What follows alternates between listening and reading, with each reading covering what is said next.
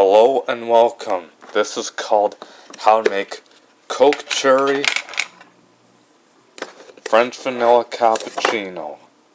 First thing you gotta do is you pour 1 spoon of the French Vanilla Cappuccino mix.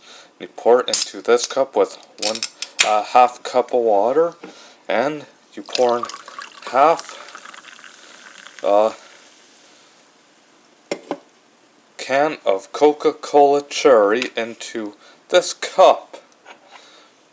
Okay, let's see where it is. Okay, looks like we need a little more. And here you are. Here is your Coca-Cola Cherry French Vanilla Cappuccino. Thanks for watching and enjoy this drink. Let me know if you like it, subscribe, like, and click the notification button to see new videos. Thank you and have a great day.